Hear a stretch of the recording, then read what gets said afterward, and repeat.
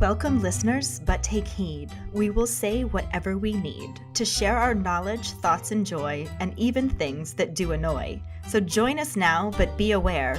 We have a tendency to swear. We'll dial it back a little bit. But frankly, we don't give a shit. Welcome to Just Keep Rolling, a Harry Potter book movie compare and contrast podcast. I'm Katie, and the baby goat wearing a sweater 60 miles to my left is Ellen. I'm not gonna lie, this intro is pretty bad. Well then just keep rolling. Okay. But honestly though, do yourself a favor and Google baby goat in a sweater. Seriously, it's so cute. For now, the rolling rehash. Last week we discussed Chapter 11, The Dueling Club, and its corresponding film scenes. England ran low on child actors. Snape attempted his first appendectomy. Draco gets tickled in the book but knocked on his ass in the movie. Harry missed his chance to go to Broadway. Ernie goes the right way for a bitch slap. Hagrid is all hot and bothered over a dead cock. And Justin Finch-Fletchley and Nearly Headless Nick tie for the Freeze Tag Champion title. During episode 29, 10s across the board, we had two Potter ponderings. The first was, how would you react if you heard someone speaking Parseltongue? Max thinks he would probably turn around and run because he doesn't know if he would know what Parseltongue was. Carly says she isn't sure. She isn't a skittery puff. She tends to face things head on, and she thinks that as a Muggle-born, she would just think it's some language she'd never heard before. Rightfully so, because technically it is. Dave says that since so many weird things happen in the wizarding world, that he would probably think it's someone trying to do some sort of spell or incantation. Apparently, those born in the wizarding world are taught about Parselmouths and have a negative connotation with it. Even Hermione knows that. He is curious what Slytherins think about Harry doing Parseltongue because their founder was one and thinks they would think it was cool. That is a really good question. I would think the Slytherins would find it cool. Robert is a Slytherin, and if he heard someone speaking Parseltongue, shh, he'd say, no, stop, you're saying it wrong. It's shh, not shh. It's Leviosa, not Leviosa. Right? It's shh, not shh. I really don't know how to speak Parseltongue, so that's my impression of it. Well, you are a Gryffindor, so there's that. Kenneth says he would say, oh, cool, you talk to snakes? I talk to my dog sometimes. That's legit. I'll have full conversations with my cats. Sometimes it's when my husband's in earshot and for his amusement, other times just 'cause. Jackson said that he'd be amazed and maybe a little bit scared because they could be saying anything. Which is pretty much the general reaction in the book and movie. Yeah, so that makes sense. Our second Potter pondering was, what would you do if you went to Hogwarts and came across a petrified person? Katie was all about just hightailing it down to Mexico, but is open to other suggestions, so she doesn't have to do that. I don't speak very good Spanish.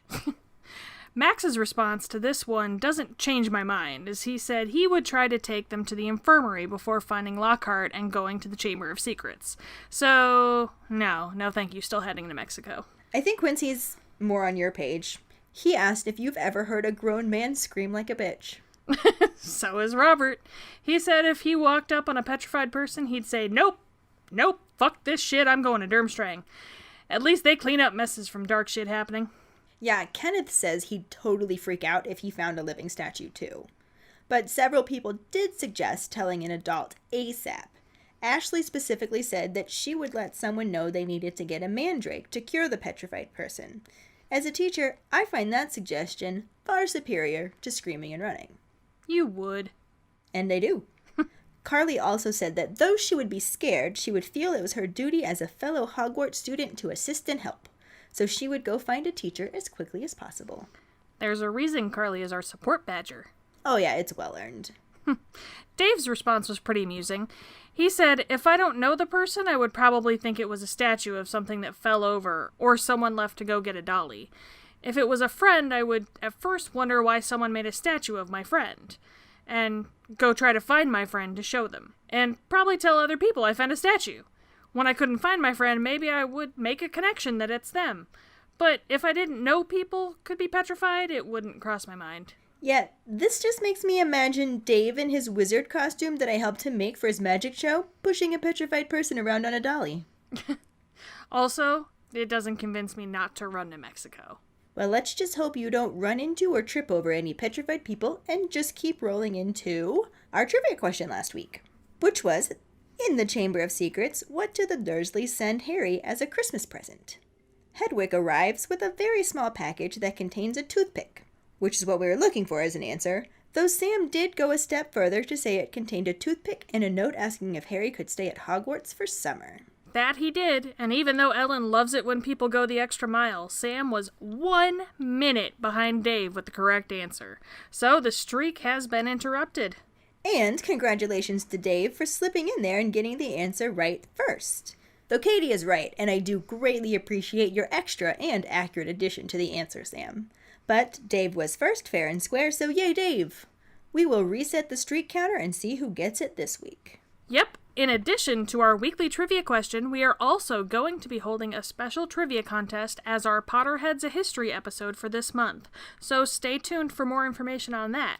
For now, let's just keep rolling into Chapter 12, the Polyjuice Potion, and the corresponding film scenes. Chapter 12, the Polyjuice Potion. Harry and Professor McGonagall step off the stone staircase, and McGonagall knocks on the door. It opens on its own, and she tells him to wait there and leaves. Harry looks around the very interesting, large, circular office, feeling that he would really enjoy the chance to explore, except that he is terrified he's going to be thrown out. There are silver instruments on a table, portraits of old headmasters and headmistresses on the wall, and an enormous clawfoot desk.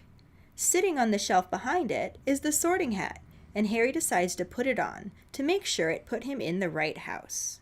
The hat asks if there's a bee in his bonnet, and as Harry starts to ask about his house, the hat finishes the question for him and maintains that he would have done well in Slytherin.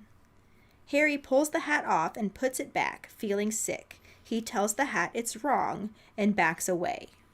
A strange gagging sound catches his attention, and he turns to see an ill-looking bird that resembles a half-plucked turkey. To his horror, the bird bursts into flames and burns away to a pile of ash on the floor. The door opens and Dumbledore enters, looking very serious. Harry tells him that his bird just caught fire and learns that the bird Fawkes is a phoenix, and they burst into flame when it is time for them to die and are reborn from the ashes. A tiny newborn bird pokes its head out of the ashes, looking quite as ugly as before. Dumbledore says it's a shame he saw him on his burning day, as he is normally quite handsome. He also describes them as fascinating because they can carry immensely heavy loads, their tears have healing powers, and they make highly faithful pets. Dumbledore settles in his chair, but before he and Harry can discuss what happened, Hagrid bursts in explaining that he knows it wasn't Harry because he was just talking to him before the boy was found. Hagrid goes on about how he's got the wrong boy until Dumbledore interrupts him, saying he knows it wasn't Harry. Hagrid stops and says he'll wait outside. Harry is relieved that Dumbledore doesn't think it was him, but is still nervous because Dumbledore wants to know if there is anything he would like to tell him. Many things go through Harry's head. Malfoy shouting, "You'll be next, mudbloods," the Polyjuice Potion brewing in the bathroom, the disembodied voice he's been hearing, and his feared connection to Salazar Slytherin. But all he says is, "No, there isn't anything, Professor." The double attack has nearly everyone wanting to leave for the holidays, though Malfoy, Crabbe, and Goyle are all staying, along with Harry, Hermione, Ron, and the rest of the Weasleys. Harry is looking forward to most people leaving because of how everyone is acting around him, avoiding him, muttering and staring, pointing and hissing at him. Fred and George find it all hilarious and make jokes about Harry being the heir of Slytherin, though Percy and Ginny don't find it very amusing. Harry doesn't mind it because it's nice to have at least some people think him being heir of Slytherin is ridiculous, but Draco seems annoyed by it. Ron thinks it's because Malfoy really wants to say that it's him. Hermione says that the Polyjuice Potion is nearly ready and they will be getting the truth out of him any day now. Term ends and Harry enjoys the peace of the silent grounds and castle. On Christmas morning, Hermione wakes Harry and Ron up throwing Christmas presents at them and telling them that the potion is ready. As she is saying they should do it tonight, Hedwig swoops in with a small package from the Dursleys, containing a toothpick and a note telling him to find out whether he can stay at Hogwarts for the summer, too. The rest of his presents are much better, including treacle fudge from Hagrid, flying with the cannons from Ron, a luxury quill from Hermione, and a new Weasley sweater and a large plum cake from Mrs. Weasley.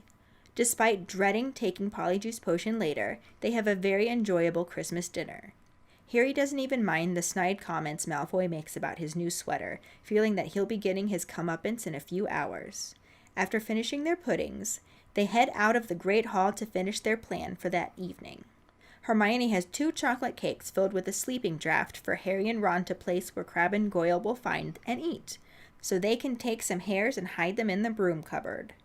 Harry and Ron aren't thrilled with this plan, but Hermione insists. They want to know whose hair she's using, and she shows them the hair Millicent Bulstrode left on her robes during the dueling club, and then heads off to check the potion again. Harry and Ron are doubtful that the plan will work, but it goes off without any issues. After Christmas tea, they perch the cakes on the end of the banisters and hide when Crabbe and Goyle leave the Great Hall. Seeing the cakes, the 2 Slytherin boys immediately stuff them in their mouths and keel over backwards. Ron says, "How thick can you get?" and they haul them to the cupboard across the hall and steal some hairs and their shoes. They rush back to Moaning Myrtle's bathroom, where Hermione has 3 glass tumblers and spare robes ready for them. She dishes out the potion, they add the hairs, and move to separate stalls before taking it. They count to 3 and drink the potion, which Harry thinks tastes like overcooked cabbage. His insides start writhing and burning, then he's brought to all fours by a melting feeling. He watches his hands change size, feels his shoulders stretch, and his shoes become too tight. When the sensation stops suddenly, Harry finds himself on the floor. He removes his shoes and 2 short robes, and takes off his glasses that are now clouding his vision. In Goyle's rasp of a voice, he asks if Ron and Hermione are okay. Ron responds that he is, in Crabbe's voice, and the 2 boys step out of their stalls, amazed how they look. Harry says they better get going and calls to Hermione. A high-pitched voice answers that she isn't going to go with them after all and tells them to hurry. Harry tells her that they will meet her back in the bathroom, and he and Ron hurry off to find the Slytherin common room, running into a curly-haired girl along the way. Ron tells her they've forgotten the way to their common room, and she looks suspiciously at them because she is in Ravenclaw. They keep moving and run into Percy, who tells them it's not safe to go wandering around dark corridors. As Crabbe, Ron points out that Percy is, and Percy insists that nothing is going to attack him because he is a prefect. At this point, Draco shows up, and after giving Percy some attitude, he leads Harry and Ron disguised as Crabbe and Goyle to the Slytherin common room. They get there, and Malfoy asks what the password is, then remembers that it is pureblood. They enter the common room, and Malfoy tells them to wait by the fire while he grabs an article his father just sent him, saying Arthur Weasley was fined 50 galleons for bewitching a muggle car. Harry forces a fake laugh, but Ron just looks mad and tells Malfoy he has a stomachache. Malfoy turns the conversation to the attacked Muggleborns, wondering why the Daily Prophet hasn't reported any of them. He assumes Dumbledore has hushed it all up and is going to be sacked soon, saying his father always calls him the worst thing to ever happen to the place, because a decent headmaster would never have let slime like Colin Creevey in. He begins doing a cruel impression of Colin worshipping Harry, and then wonders what is wrong with his friends since they don't laugh. Ron Crabbe and Harry Goyle both force a laugh, which seems to satisfy Malfoy, and he goes on to talk about St. Potter and how he can't believe people think he is Slytherin's heir. Harry Goyle and Ron Crabbe both start to get excited, sure that Malfoy is going to say that it is him, but instead he says he wishes he knew who it was, so he could help them. As Goyle, Harry says, "You must have some idea of who's behind it all," and Malfoy says that he knows that he doesn't, and his father won't tell him anything about it. It all happened 50 years ago and was very hushed up. Malfoy does know that a mudblood died last time, so it's only a matter of time before one is killed this time, and he hopes it's Granger. Ron Crabbe is clenching his fists, so Harry distracts Malfoy by asking if the person who opened it last time was caught. Malfoy says yes, they were expelled and probably still in Azkaban. He tells them that his father said to keep his head down because they have enough to worry about since the ministry raided their manor. He mentions that they didn't find anything because they have their own secret chamber under the drawing room floor. Ron says, "Ho!" and Malfoy looks at him. At this point, the effects of the potion start to wear off, and Harry and Ron both have to jump up and run from the Slytherin common room, hoping Malfoy didn't notice anything. They run to the cupboard with the real Crabbe and Goyle in it, leave their shoes, and run back to Moaning Myrtle's bathroom to tell Hermione what they learned. Back in the bathroom, they find Hermione still has not left the stall. She tells them to go away, and they ask what is wrong. Moaning Myrtle glides through the door, gleefully telling them that it is awful. Hermione exits the stall, sobbing with her robes pulled up over her head. She lets them fall and reveals yellow eyes, a face covered in black fur, and pointed ears, crying that it was a cat hair and the potion isn't meant to be used for animal transformations. Moaning Myrtle is delighted that Hermione will be teased, and Harry tries to reassure her that Madame Pomfrey will be able to sort her out and never asks too many questions. They eventually manage to persuade her to leave the bathroom, and Moaning Myrtle sees them off by calling out, "Wait till everyone finds out you've got a tail." In the movie, Harry steps off the Griffin stairs and enters Dumbledore's office. It is a circular room with portraits all over the walls, above ornate shelves containing a variety of different objects. Harry calls out Professor Dumbledore's name and doesn't get a response. He walks the rest of the way into the office and up a few stairs towards Dumbledore's desk, which is also surrounded by shelves, lined with books and the sorting hat, which notices Harry and asks if there's a bee in his bonnet. Harry asks the hat if he put him in the right house. The hat said that he was difficult to place and reiterates that he would have done well in Slytherin. Harry insists that it is wrong, but then is distracted by a sound on the other side of the office. He turns and walks towards a large reddish bird on a perch. As Harry is smiling at it, the bird bursts into flames and startles Harry as it burns to ash. At this point, Dumbledore enters and calls out Harry's name. Harry starts trying to explain that there was nothing he could do, his bird just caught fire, but Dumbledore tells him it was about time. Harry looks confused, so Dumbledore goes on to explain that Fawkes is a phoenix, and when it's time to die, they catch fire and are reborn from the ashes. At this point, a little bird pops its head out of the ashes, and Dumbledore continues explaining that they are fascinating creatures who can carry immensely heavy loads, and their tears have healing powers. They are then interrupted by Hagrid, who bursts into Dumbledore's office, holding a dead rooster, and rambles on, insisting that it wasn't Harry, and he'd be prepared to swear it in front of the Ministry. Dumbledore cuts him off to tell him that he doesn't believe it was Harry. Hagrid at first starts to argue, then realizes Dumbledore already agrees with him and says he will wait outside. Harry is relieved to hear that Dumbledore doesn't think it was him, but Dumbledore does ask him if there is anything he wishes to tell him. Harry's eyes flicker around a little, but eventually he shakes his head and says, "No, sir, nothing." Dumbledore says, "Very well then," and dismisses him, though as he watches Harry leave, his brow furrows. The scene transitions to a scenic, wintry view of the castle and horse-drawn carriages pulling students through the snow, then shifts to the snow falling from the bewitched ceiling in the Great Hall. Ron and Harry are already seated at their table as Hermione approaches to join them. She sits down and tells them that everything is set, they just need a bit of who they're changing into. Harry glances over his shoulder and says, "Crabbe and Goyle." Hermione says they will also need to make sure the real Crabbe and Goyle can't burst in on them while they're interrogating Malfoy. Ron wants to know how, and Hermione pulls out 2 little cakes that she filled with a simple but powerful sleeping draught. She says that once they are asleep, they can hide them in the broom cupboard and pull out a few of their hairs and put on their uniforms. Ron and Harry look at each other like they don't think there is any possible way this idea can work, and Ron asks Hermione whose hair she is ripping out. Hermione pulls out a little vial containing a hair and says she got it off a Slytherin girl's robes, Millicent Bulstrode. She then says she is going to check on the potion and for them to make sure Crabbe and Goyle find the cakes. The scene shifts again, showing a bronze statue holding Hogwarts Castle in his hand with a lion at his feet.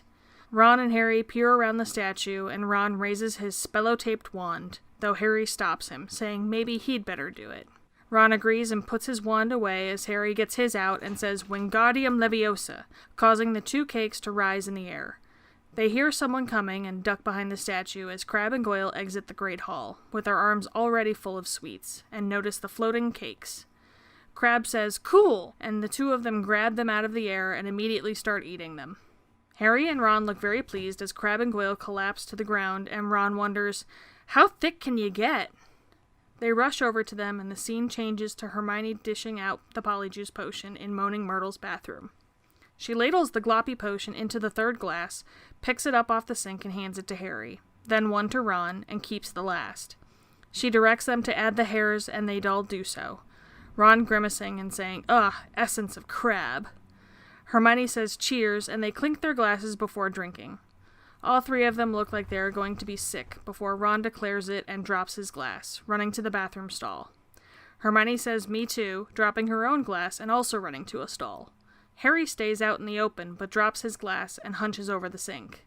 His hands start to bubble, then his face, and it gradually transitions into Goyle's face.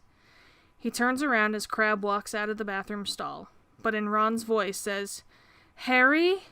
As Goyle, Harry responds in his own voice, and Ron Crabbe says, "Bloody hell." Harry Goyle notes that they still sound like themselves and tells Ron to sound more like Crabbe. Ron sort of lowers his voice and repeats, "Bloody hell." Harry Goyle declares it to be excellent, and then Ron asks where Hermione is. Hermione's voice comes from one of the stalls saying she won't be going and tells them to go without her. Harry Goyle asks if she is all right, and she tells them to just go. They are wasting time. The two boys run from the bathroom and are heading towards the Slytherin common room when they run into Percy Weasley. Ron forgets that he is Crabbe and asks what he's doing down there. Percy says he is a school prefect, but they have no business wandering the corridors at this time of night, and asks their names. As they struggle to remember who is who, Malfoy shows up and calls out their names, wondering if they have been pigging out in the Great Hall all this time. He gives Harry Goyle a weird look and asks why he is wearing glasses. Harry Goyle thinks quickly and takes them off, saying they are for reading, and Malfoy says he didn't know he could read, and looks mildly impressed. Malfoy then turns his attention to Percy, asking, "What are you doing down here, Weasley?" Percy tells him to mind his attitude, and Malfoy sneers before walking off. Transitioning to the Slytherin common room, Malfoy flops down on a couch and tells who he thinks is Crabbe and Goyle to sit down too. He then begins ranting about how you'd never know the Weasleys are pureblood the way they behave, and upsets Ron by calling them an embarrassment to the wizarding world. Harry Goyle nudges him, but Malfoy sees the look on his face and asks what's wrong, and Ron Crabbe blames it on a stomachache. Malfoy changes the subject, saying he is surprised the Daily Prophet hasn't done a report on all these attacks, but assumes that Dumbledore must be trying to hush it all up.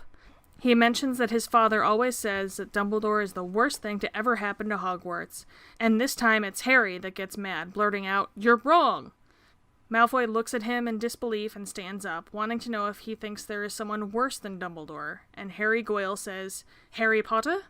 Malfoy thinks this is a good one and calls him Saint Potter, commenting on the fact that people actually think he is the heir of Slytherin. Harry Goyle says you must have some idea who is behind it all, and Malfoy says that he doesn't.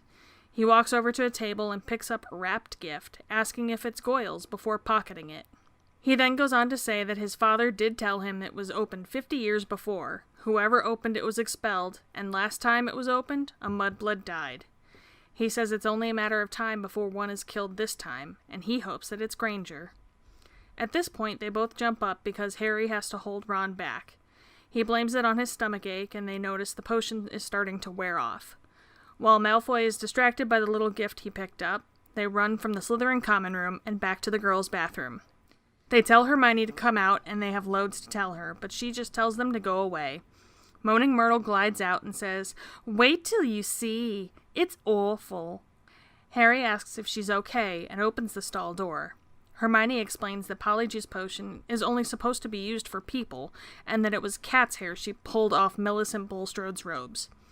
As Moaning Myrtle cackles behind them, she turns around, revealing that she has yellow eyes, cat ears, and a fur-covered face, saying, "Look at my face." Harry mostly looks concerned, but Ron smirks and says, "Look at your tail." Once again, we are looking at a section of the book movie compare and contrast that is pretty spot on, and would be even more so if some scenes weren't left on the cutting room floor. Mm-hmm. In both the book and the movie, it starts with Harry about to enter Dumbledore's office. The only difference is that in the book, McGonagall rides up with him and knocks on the door. It opens on its own and she tells him to wait there and then leaves. As we saw in the movie section last week, she had Harry ride the stairs up by himself, so she wasn't with him. Harry just gets to the top of the stairs to Dumbledore's office like, well, that escalated quickly. Wait, hey now. What? I make the puns and you groan at me. What is this? Escalated quickly. Well, they're funny when I make them. Uh-huh. You love me. Uh-huh.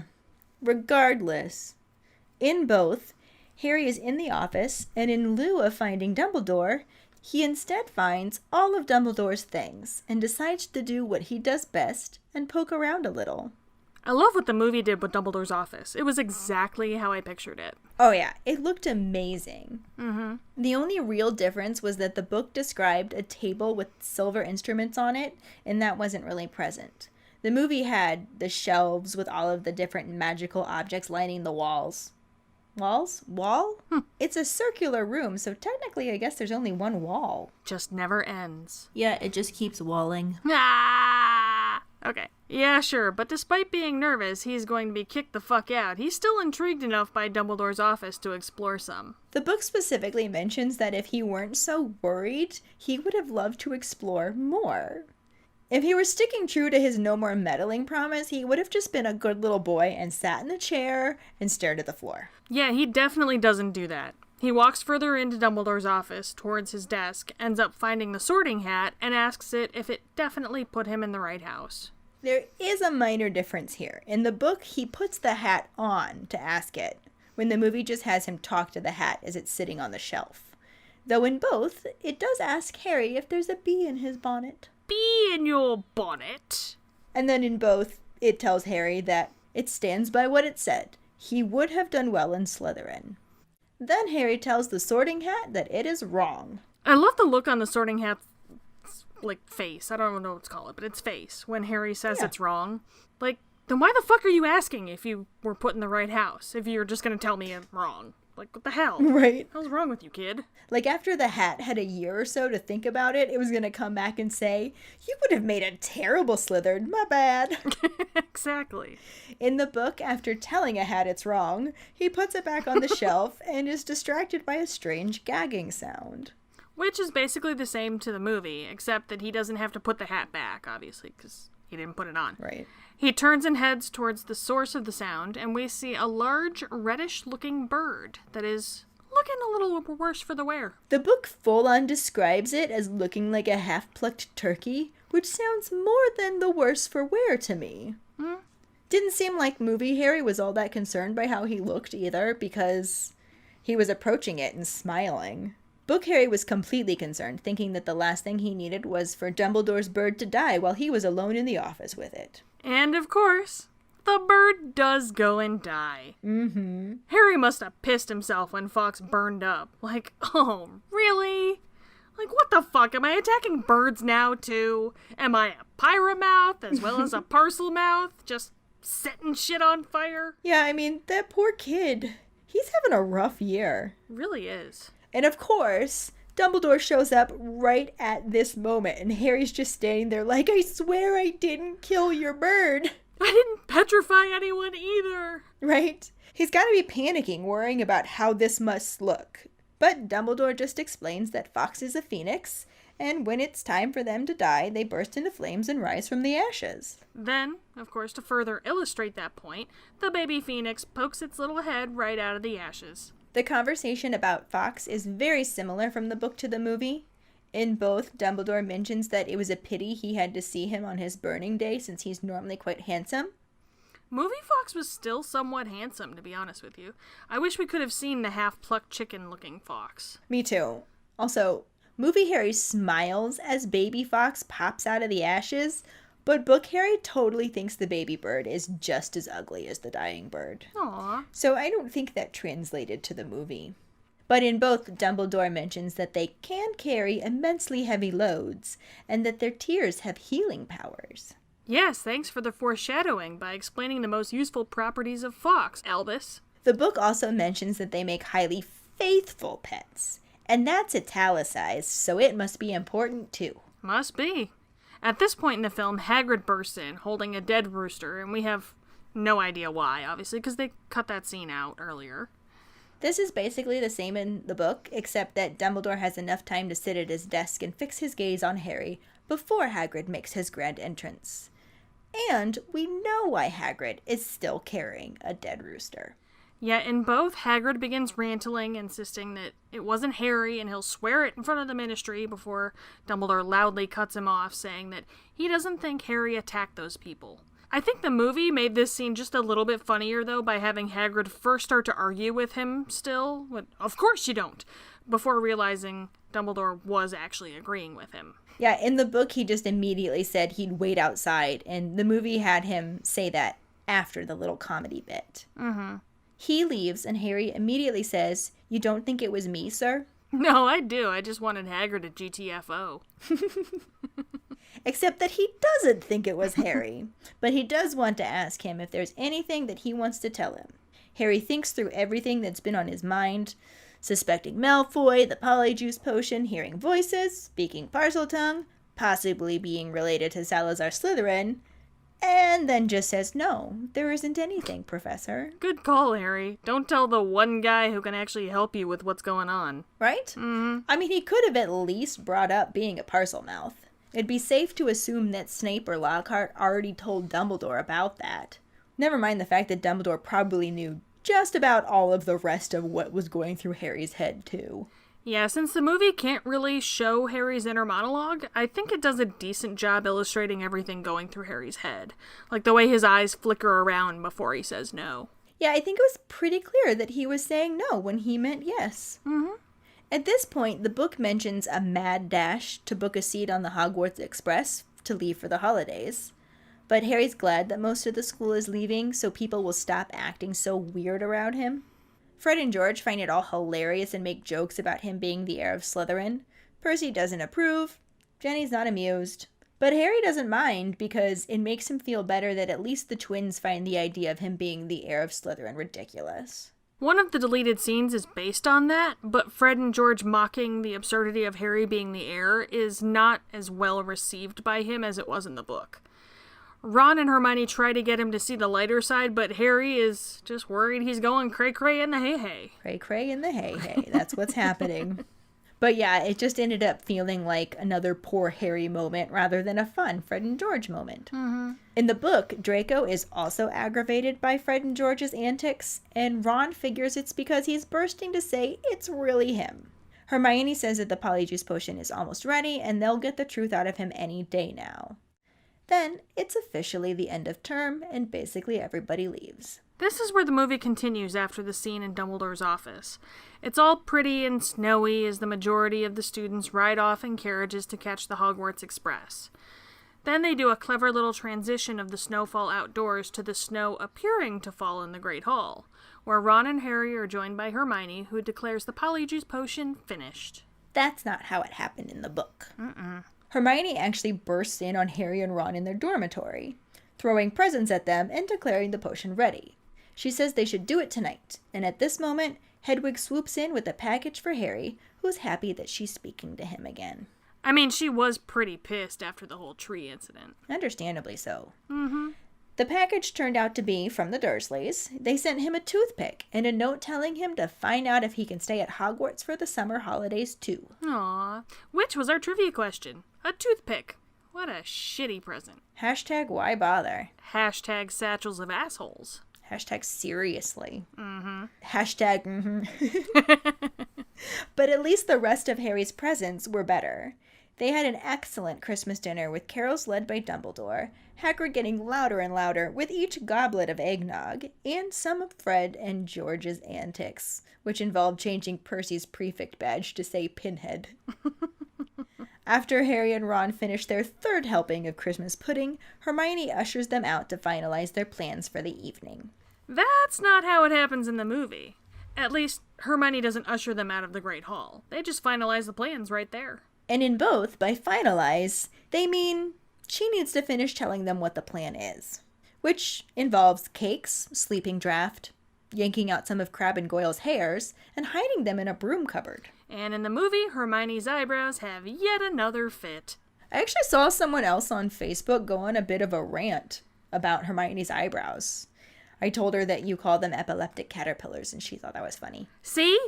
I told you, it's not just me. It's totally a thing. I never said it wasn't. She definitely has overly expressive eyebrows. Mm-hmm. It just doesn't bother me as much as it bothers you. Ugh.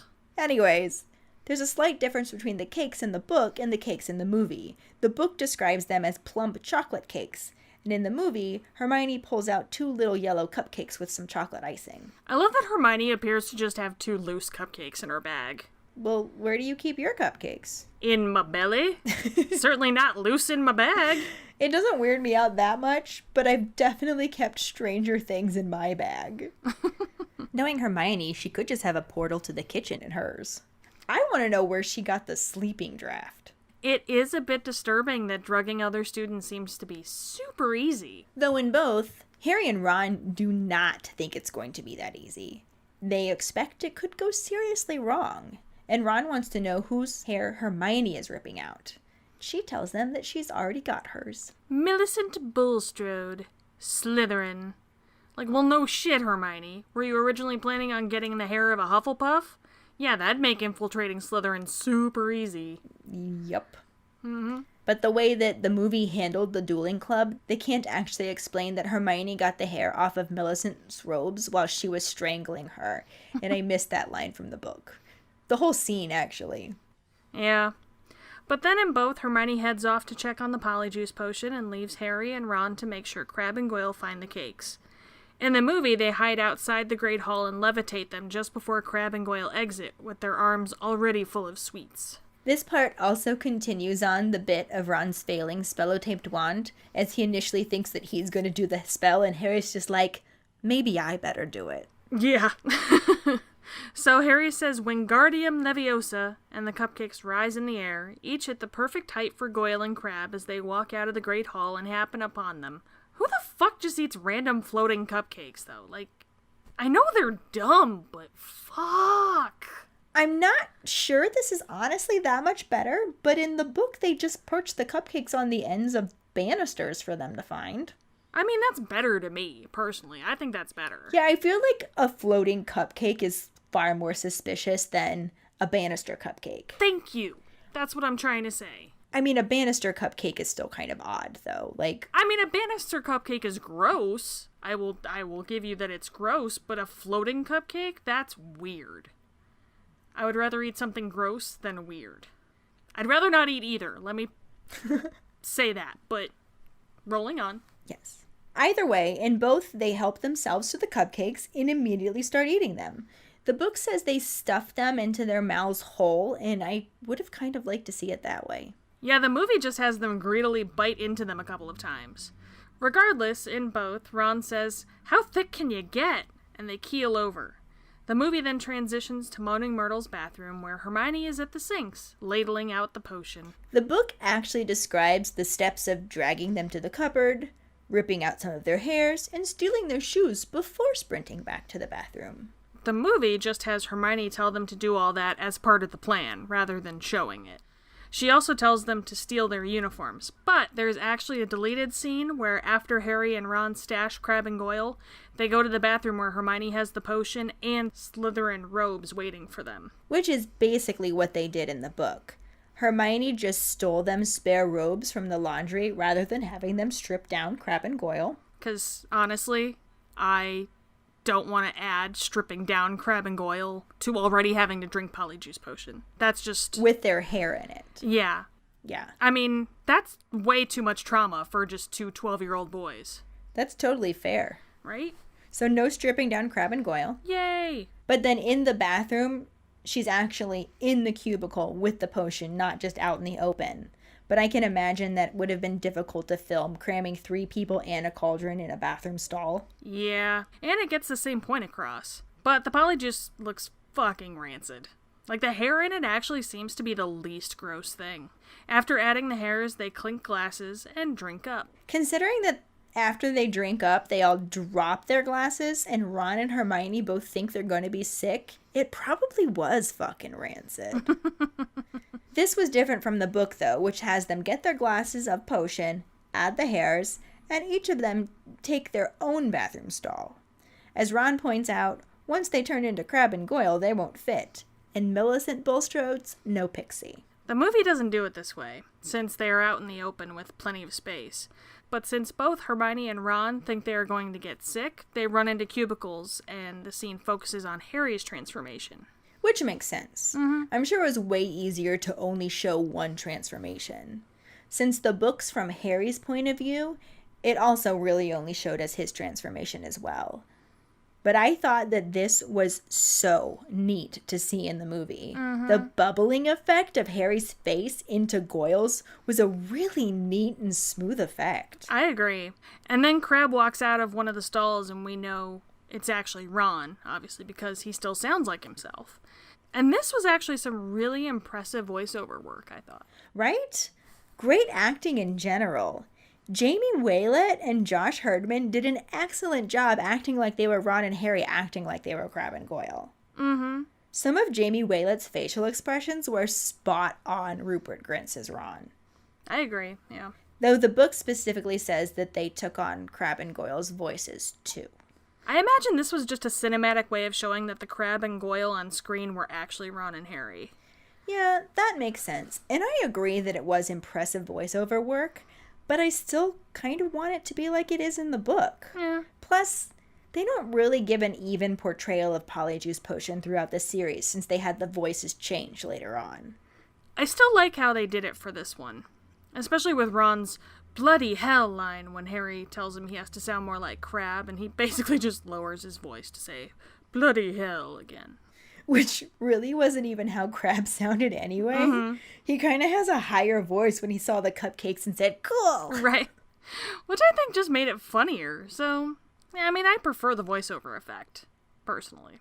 This would make a good Potter Pondering. I wonder what our keepers prefer in general. Yeah, team all natural or team voiceover. The choice is yours. But anyways, Harry and Ron are interacting as Crabbe and Goyle, pretty odd by their transformations.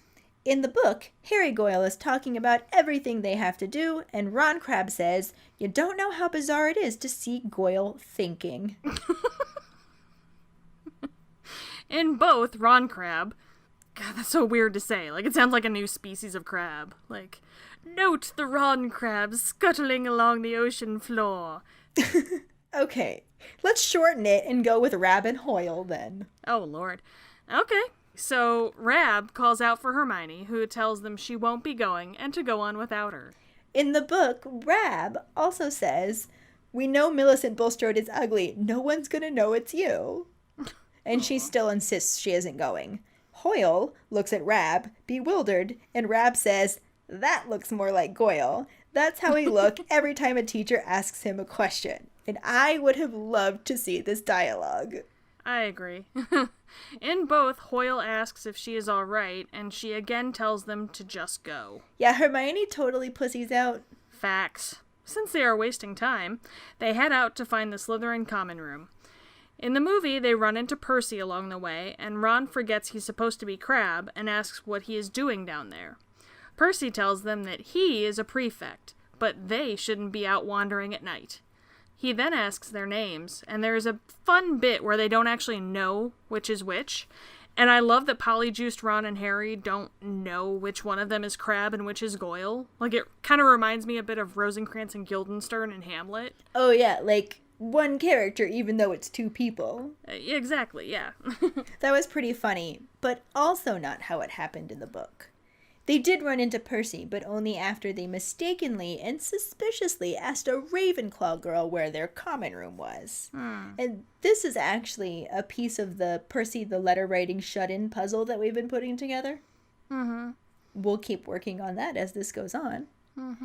Then they run into Percy, and when Rab asks what he's doing down there, Percy tells him it's none of his business and says, it's Crabbe, isn't it? So he already knew their names and didn't have to ask what they were, but that bit was funny enough that I don't mind the change. Yeah. Percy also tells him that it's not safe to be wandering around dark corridors these days, and when Rab says, you are, Percy responds by saying that he's a prefect and nothing's about to attack him. This is when Malfoy shows up, and Harry is pleased to see him for the first time, like, ever. And Malfoy shows up right as Rab and Hoyle are looking at each other trying to figure out who is who, calling their names and wondering if they have been pigging out in the Great Hall all this time. Rab's little nod when Draco asks if they've been pigging out in the Great Hall has always cracked me up. Yeah, that was one of those facial expressions that was just spot on Ron. Right? Exactly. Draco then gives Hoyle a weird look and asks why he is wearing glasses. Hoyle says that they are for reading, and Malfoy says, I didn't know you can read.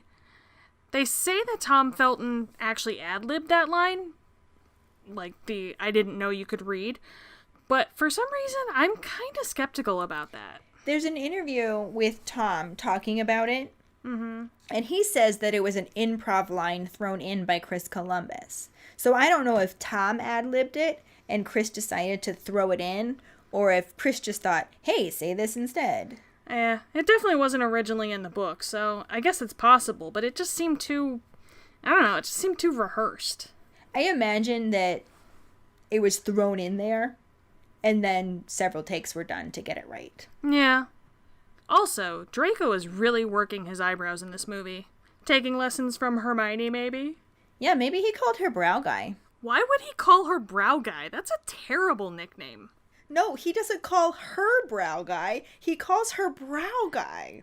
We're literally saying the same thing. No, I'm talking about her Brow Guy. Not her. Forget it. Just keep rolling. Whatever. In the book, Harry had already taken his glasses off, so he couldn't do that joke. But Draco does tell them that he wants to show them something funny. He also gives Percy some attitude and a sneer before leading them off to the Slytherin common room. The movie has him give the same attitude and sneer to Percy, then transitions straight to the common room. Which cuts out the part where Malfoy calls Percy Peter, and is automatically corrected by Rab. He figures that Percy thinks he's going to catch the heir of Slytherin single-handed. They reach the common room, and Malfoy initially forgets the password, but then remembers that it's pureblood. Because he's a Nazi von douchebag. They enter a long underground room with greenish lamps hanging from the stone ceiling. I feel like the Slytherin common room would smell really good. Like, it might sound weird, but, like, just think about it. Leather and fire and pine and marble and old books. Like, oh, dear Yankee Candle, I will take that shit in a 3-wick. Yep, you are definitely a Slytherin. Come on, it sounds nice. But anyways, Malfoy tells them to wait there, Oh, Brow Guy. Oh, I get it. I mean, it's still fucking terrible, but I get it now. Uh-huh. Definitely a Slytherin. Anyways, Malfoy tells them to wait there, and returns with an article from the Daily Prophet that talks about how Arthur Weasley was fined 50 galleons for bewitching a muggle car. Hoyle manages to fake a laugh, but Rab's face just contorts with fury, and he has to blame it on a stomachache. That's not how it happens in the movie. Malfoy sits down and has to tell Rab and Hoyle to as well. He just starts going on about how you'd never know the Weasleys were pureblood the way they behave. But just like in the book, Malfoy notices Rab's face and he uses a stomachache as an excuse. In the book, Nazi von Douchebag II tells him to go to the hospital wing and give all the mudbloods a kick from him. Dick. Right? This comment transitions the conversation to the attacks, and he mentions that he thinks Dumbledore is trying to hush it all up, and that his father always said that Dumbledore is the worst thing to happen to Hogwarts. This is basically exactly what occurs in the movie, though he skips over the part about giving the mudbloods a kick. Less of a dick, then. Well, not really. Not really. Still Nazi von douchebag. Then, after his Dumbledore comment, it's Hoyle's turn to get angry, and he actually bursts out with, "You're wrong!" And a shocked Malfoy wants to know if he thinks there's someone who's worse than Dumbledore. And Hoyle manages to save face by saying, "Harry Potter?" This was totally a Scooby Snack moment, too. Good one, Goyle. Here's a cookie. No, this isn't how it happened in the book. Hoyle doesn't have an outburst. Instead, Malfoy starts doing a cruel, but fairly accurate impression of Colin Creevey.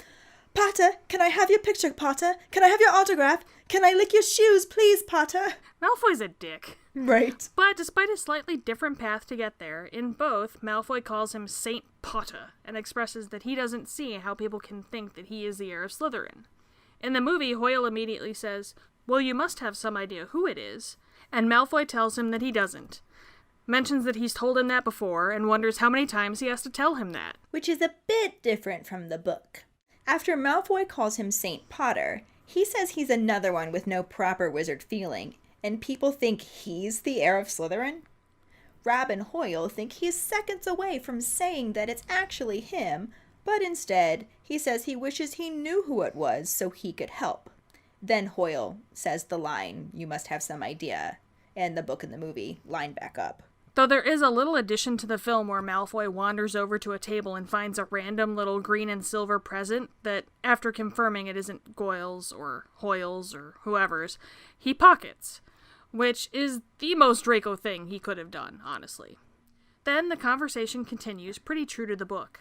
Yeah, in both, we learn that Nazi von Douchebag the First won't tell Draco anything about the first time the chamber was opened, which was over 50 years ago. However, he did tell him that whoever opened it got expelled. Why wouldn't Lucius tell Draco that it was Hagrid who was accused of opening the chamber 50 years prior? Like, it seems like a good way to get Hagrid in trouble and get any suspicion off the real culprit. My guess is because it annoyed Lucius that people thought Hagrid opened the chamber as much as it annoyed Draco that people thought Harry opened the chamber, and he couldn't give him that credit. Yeah, that could be. I could buy that.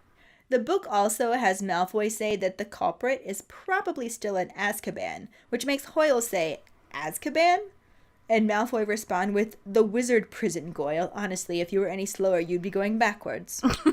Wish they would have kept that in. I love that line. Right. The movie just goes on to say that the last time the chamber was opened, a mudblood died. So it's only a matter of time before one is killed this time.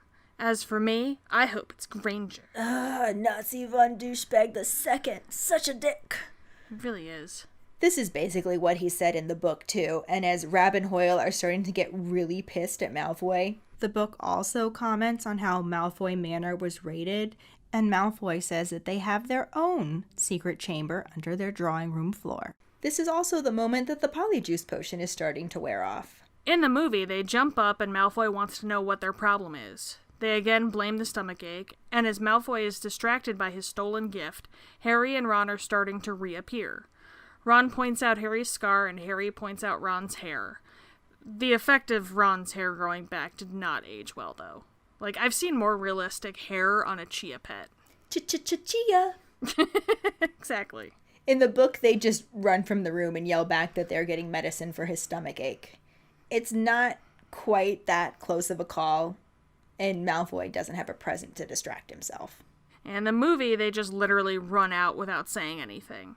It then transitions right to the bathroom, but there is a deleted scene where Crabbe and Goyle emerge from the broom cupboard and run into the partially polyjuiced Ron and Harry. That was a fun little scene, though in the book, they just leave the boys' shoes outside of the cupboard and run to the bathroom. Mm-hmm. Then, in both, Hermione refuses to come out of the stall and tells them to go away.